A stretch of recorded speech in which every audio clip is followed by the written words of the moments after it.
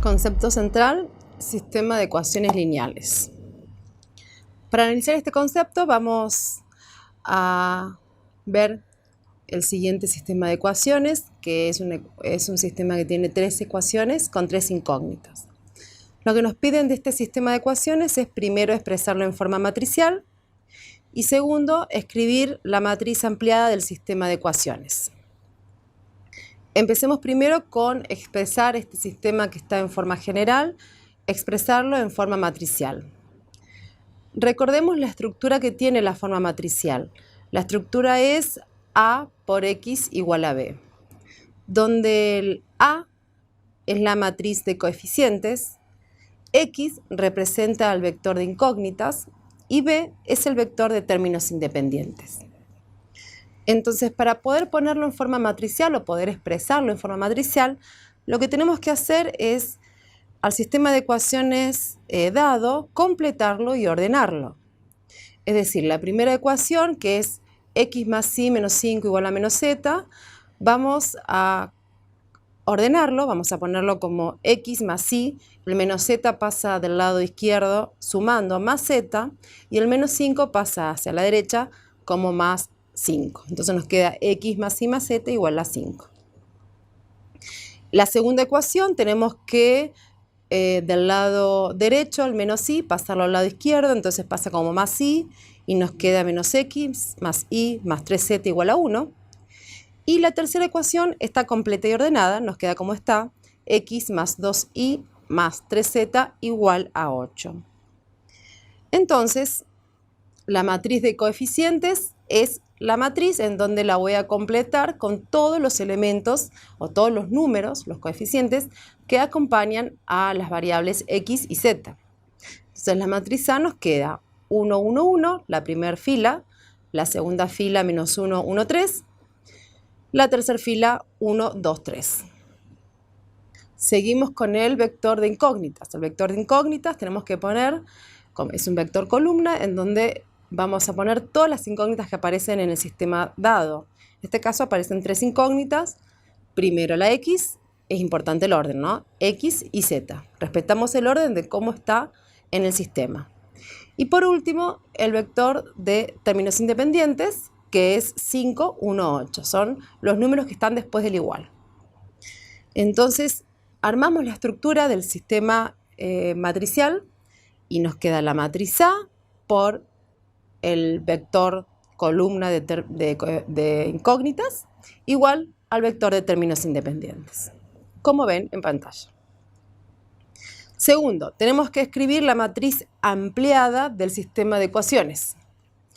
La matriz ampliada, como aparece en pantalla, es, dada la matriz de coeficientes A, tenemos que ampliarla, o sea, agregarle una columna más, que esa columna es el vector de términos independientes. Entonces nos quedaría, como ustedes ven, 1, 1 y ampliamos una columna más, o sea, nos va a quedar una matriz que tiene 3 filas y 4 columnas. 1, 1, 5, menos 1, 1, 3, 1. 1, 2, 3, 8. ¿Sí? Eso sería la matriz ampliada. Ahora, segundo, dado una matriz ampliada, como aparece en la pantalla, ¿cuál sería el sistema asociado a la misma? Entonces, acá cada columna representa, las primeras 3 columnas representan las incógnitas, x y z. Y la última columna es el vector de términos independientes. Entonces, es un sistema que tiene 2 ecuaciones con 3 incógnitas y nos queda, como vemos en pantalla, x menos 2z igual a 0 porque no tengo nada para la variable y. Y de la segunda ecuación nos queda x más y más 3z igual a 1.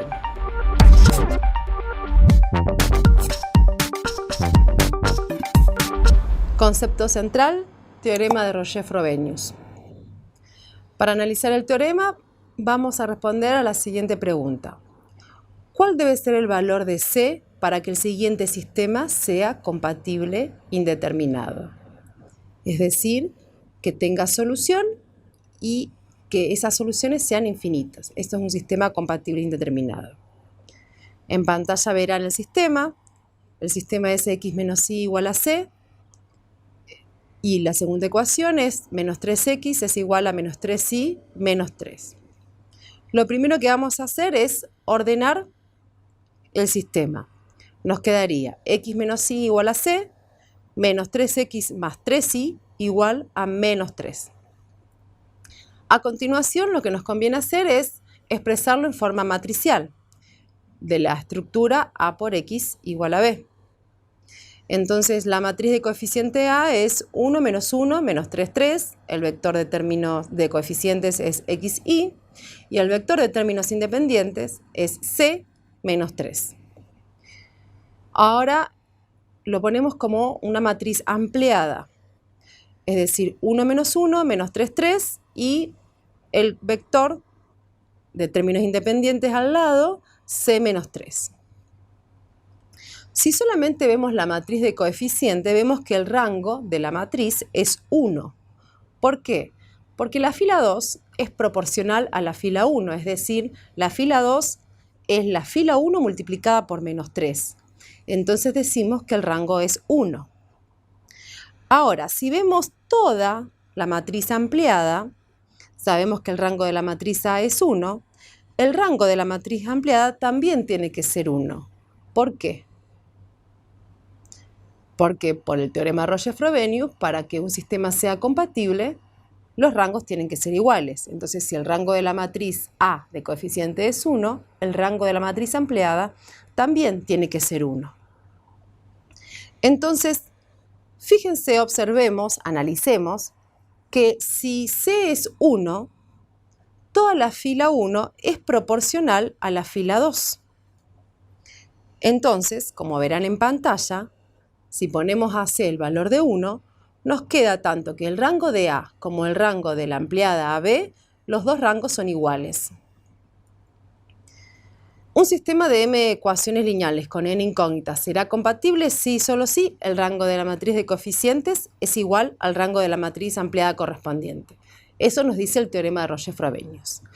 Ahora, ¿cuándo es compatible indeterminado? Será compatible e indeterminado cuando el rango, además de ser igual, sea menor al número de incógnitas. En este caso nos quedaba rango 1 y tengo 2 incógnitas, entonces el sistema es compatible indeterminado. Ahora surge la pregunta, ¿cuál debe ser el valor de C para que el sistema sea incompatible? Es decir, para que no tenga solución, para que los rangos sean distintos. Si analizamos nuevamente la matriz con la letra C, vemos que si C asume cualquier valor distinto de 1, entonces tenemos, como ven en pantalla, que el rango de A es diferente al rango de la matriz ampliada.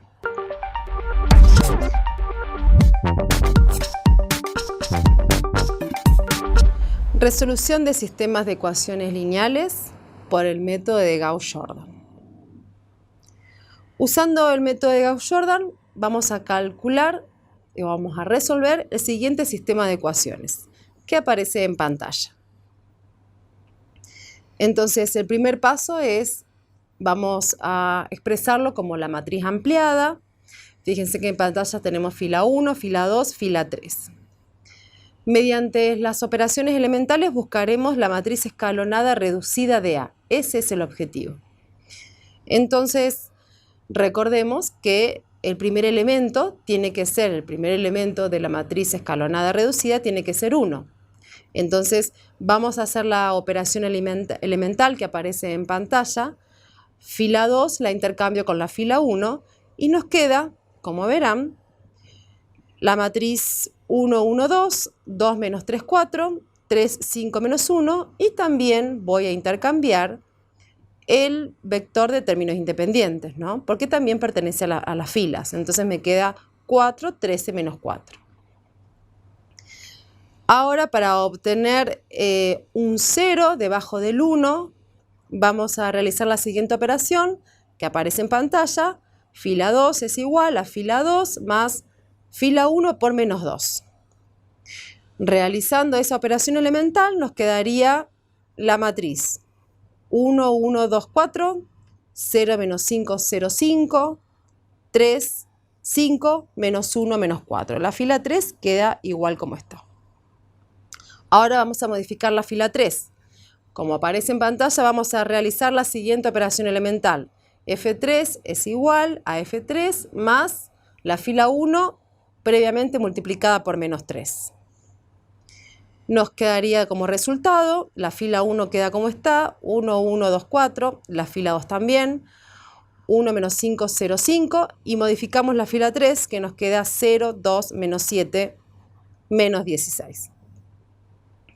Ahora buscamos el de la segunda columna, el 1, ¿sí? El segundo elemento que está en la diagonal principal. Entonces vamos a multiplicar, como aparece en pantalla, la fila 2 por menos 1/5. Y solamente se modifica la fila 2.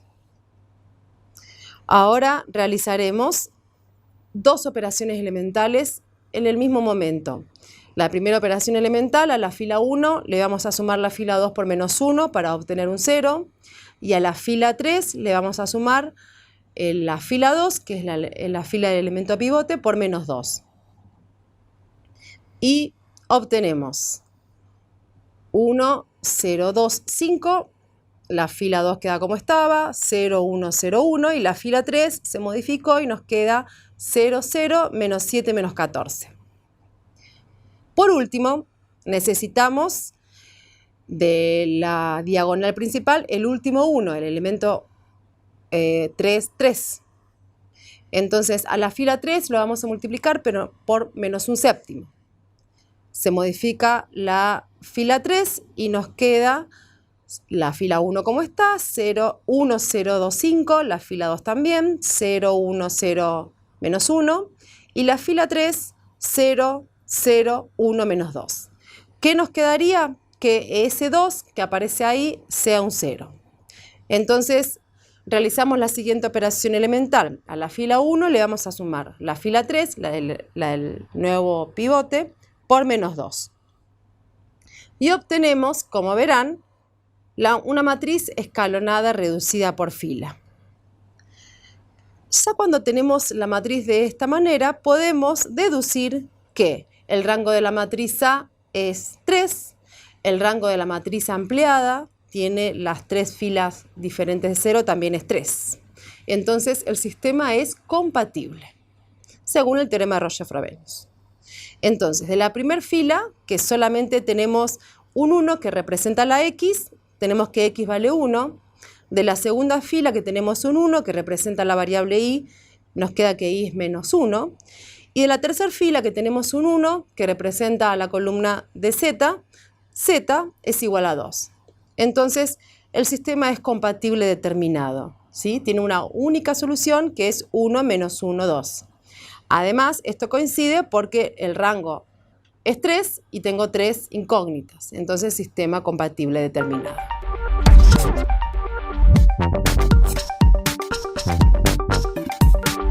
Concepto central, regla de Cramer. La regla de Cramer es un método de resolución que permite resolver sistemas de n ecuaciones lineales con n incógnitas. Quiere decir que tengo que tener la misma cantidad de ecuaciones que incógnitas, aplicando el concepto de determinantes.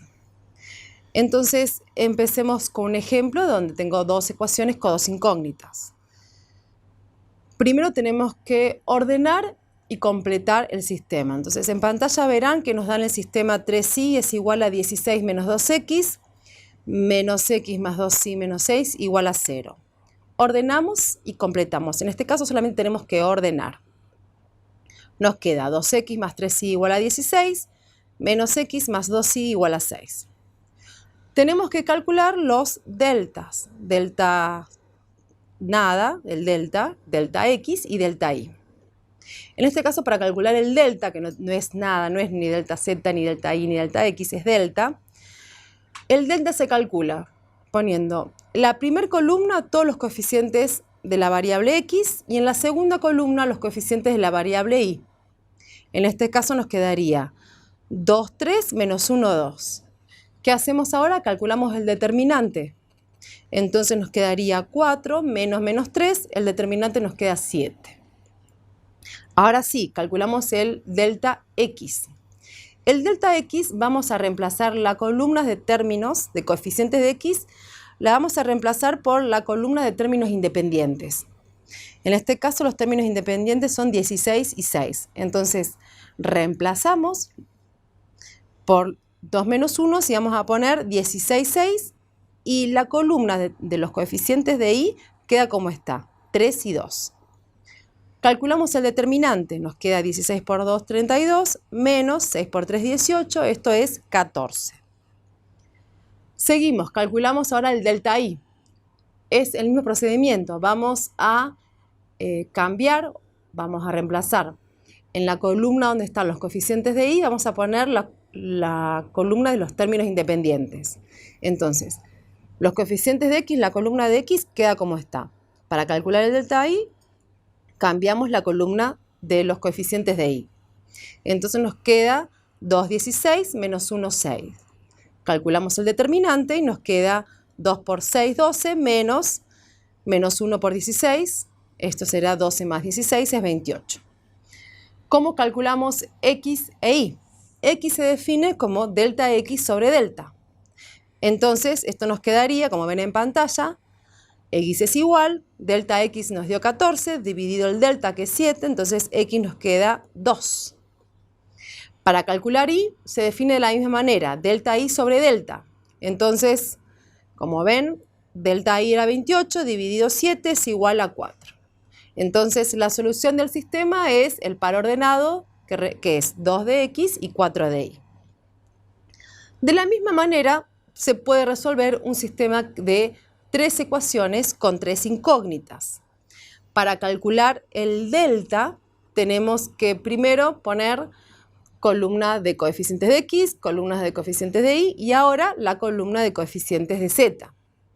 Y resolver mediante la regla de Sarrus, ¿sí? Recuerdan que la regla de Sarrus es tener que agregar 2 columnas a la derecha de la matriz. Entonces, resolviendo por regla de Sarrus, el determinante delta, como verán en pantalla, nos queda que es menos 2. ¿Cómo calculamos el delta X? De la misma manera. La columna de términos de los coeficientes de X la vamos a reemplazar por los términos independientes. Y resolvemos el determinante que nos queda menos 2. Lo mismo para el delta Y, vamos a cambiar la columna de coeficientes de Y por los términos independientes, resolvemos el determinante y nos queda 2. Y para el delta Z vamos a cambiar la columna de coeficientes de la variable Z por los términos independientes, resolvemos el determinante y nos queda 4. Por lo tanto, X, que se define como delta X sobre delta, nos da 1, Y, que es delta Y sobre delta, nos queda menos 1, y Z, que se define como delta Z sobre delta, nos queda menos 2.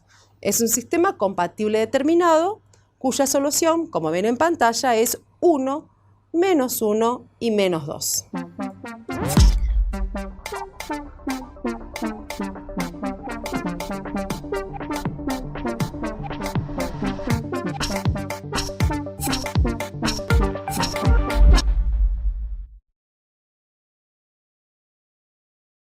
La reutilización del teorema de Rutherford-Benioff nos permite hacer un análisis del problema sin la necesidad de hallar concretamente la solución del mismo.